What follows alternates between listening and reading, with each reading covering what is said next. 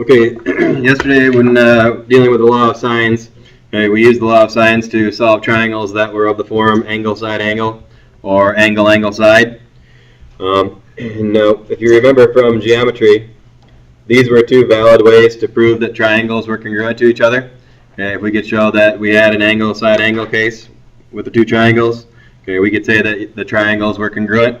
Same thing with angle angle side. The one thing that we did not have in geometry was a side-side angle possibility. Okay?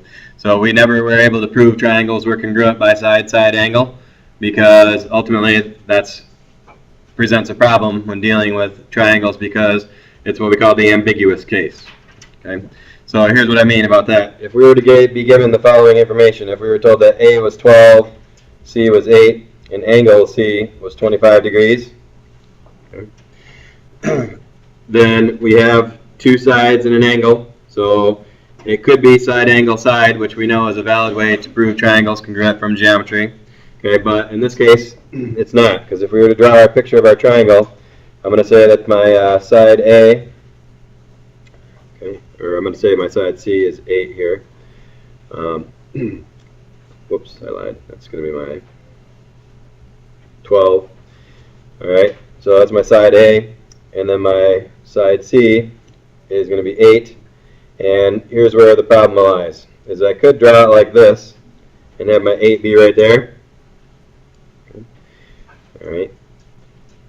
Or I could draw it here and have my 8 be here like this. Okay.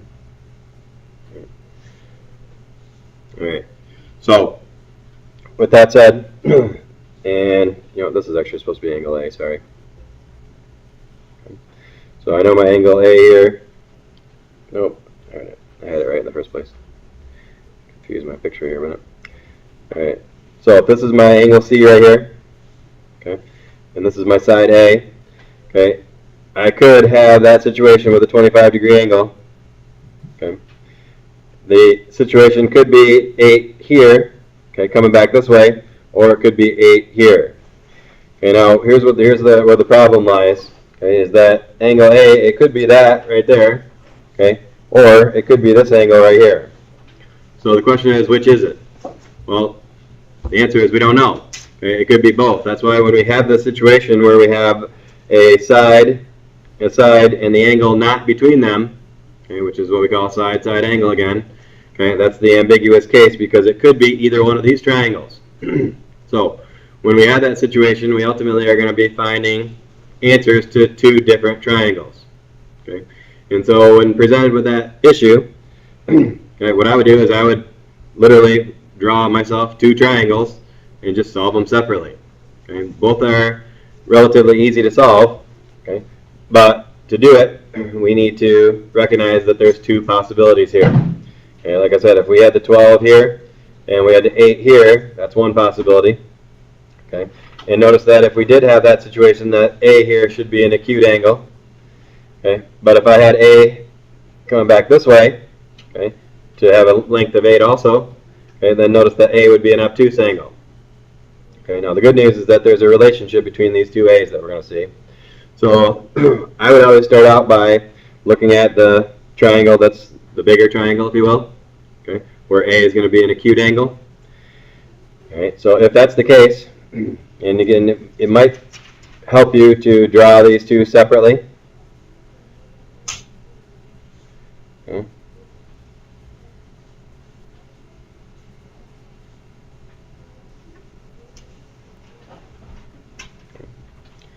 Okay, if you don't want to draw them separately, of course, you don't have to, but if you can visualize it without drawing them separately. But either way, when we're looking at this, if we were to try to solve this triangle, seeing how we know an angle on the side across from it, okay, that makes it a law of sines problem, just like we had yesterday. So we'd write sine of 25 over 8 equals the sine of A over 12. Okay, if we're trying to find that angle A right there, okay, we would set it up just like the law of sines problem that we did yesterday. Okay. And then we'd use the cross product, of course. So we'd have 12 sine 25, 8 sine of A, okay. And then from there we'd solve. Okay, so let's go ahead and solve that. We know, of course, that to solve it, we're going to have to divide by 8. And then we're going to have the sine of A equal some number, and that's going to involve inverse sine to find the angle A. So let's go ahead and find that and see what we get. Make sure my calculator's in degree mode again. So we got degrees given. So I need 12 sine 25 divided by 8. And then from there I'm going to do inverse sine. And I'm going to get my answer 39.340. 39.340 degrees. And for this triangle, okay, that angle makes sense, doesn't it? Okay, because we have a 25 degree angle, it's across from a side that's 8. We should expect that A be a bigger angle because it's across from a 12 side. So there's our angle, 39.340. Okay. Now, so that's one version of A. Okay, the other version of A that's in the other triangle. Okay, here's the good news is that whatever we find for the acute angle, okay, the obtuse angle, okay, is going to be the supplement to it. So what we need to do to find this A is just do 180 minus 39.340. Okay, so if we do 180 minus, we get the other angle, which is 140.660. Okay, so that's also angle A. So remember, we're dealing with two separate triangles here when we're given this case. So we can find the acute angle, okay, just by using the law of sines. The obtuse angle A we find by just subtracting from 180, because those are always going to be supplements to each other. Okay. Questions so far? All right. So with that, we are almost there. Okay, we know that to find angle B here, we can see that there's going to be two different angle B's. There's going to be one for this triangle and one for this triangle. And of course we know that adding these two together and subtracting from 180 will give me the angle B here. So we can certainly find that angle B. We know this angle and we know this angle, so adding them and then subtracting from 180 will give us this angle B. Okay, so those two angles should be easy to find after that. Okay. And then the only other thing we have to find are these side lengths. Okay, this side AC right here and this side AC right here, okay, we do not know. So if we're going to set out to find those, okay, we'll go back to our law of sines again. So to illustrate again, I'm going to start with the triangle that's on the right. Okay. I'm going to go ahead and use my sine of 25 over 8 again. Okay. And I'm going to set that equal to, and I'm looking for side B. Okay, so I'm going to do the sine of B over B.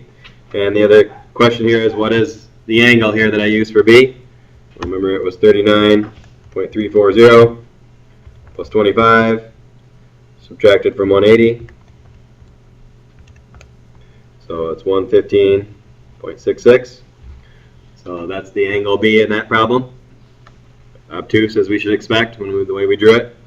And then from there, it's a cross product problem again. So B sine of 25. 8 sine of 115.66, and if we want to get B alone, we're going to divide those two.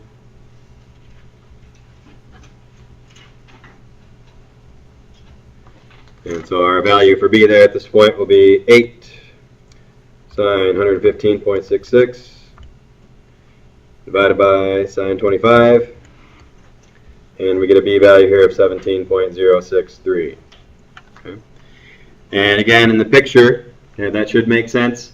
The biggest angle is 115 here, the B angle. So the biggest side should be B across from it, and it is 17.063. And we can do the same thing with the other triangle, setting up our sine of 25 over 8 again. This time, sine of B over B. Okay, this time though, our B is going to be much smaller because we're dealing with that small acute angle. So if I do my 140.66 plus 25, then subtract that from 180. Oops. Turns out to be 14.34. So if I solve that sentence, same way I solved the last one, we're going to wind up with B equals 8 sine of 14.34 over the sine of 25. And so in this case, that B would be 8 sine 14.34 divided by sine 25, And we get our answer this time for B of 4.688. Okay. All right, and so all the while we ask, which one of these is the right B? Well, they both are. Because again, anytime we have this ambiguous case, when we have this side-side angle case, okay, we're going to have two different triangles, okay, that are going to be valid for the given situation. So anytime it's that side-side angle case, okay, we're going to be able to draw two different triangles. And when it says solve the triangle, okay, we're actually going to solve two triangles. So in the scheme of things, is the work really any different than what we did yesterday? No. It's the same exact work. We're still using the law of sines to find missing sides and angles. Okay. The only difference is that we're dealing with two possibilities instead of one. Okay. Anytime it's angle, angle, side, or angle, side, angle, okay, there's only one triangle that determines. And this is the kind of the gist of why in geometry that side-side angle is not a valid reason for a triangle congruence, okay, because of this case. Okay. Because if we're trying to use side-side angle, how do we know? Is it this case or is it this case? Okay, we wouldn't know. So therefore, we can't use that in geometry to prove triangles are congruent. Okay. However, we can solve both triangles, okay, using the law of sines as long as we draw our picture correctly, okay, and then solve as we solve this one. Okay. Questions so far on any part of that process? Okay, so for your homework today, you're still working on the same section 5.5. Now you should be able to work the problems that are side-side angle case.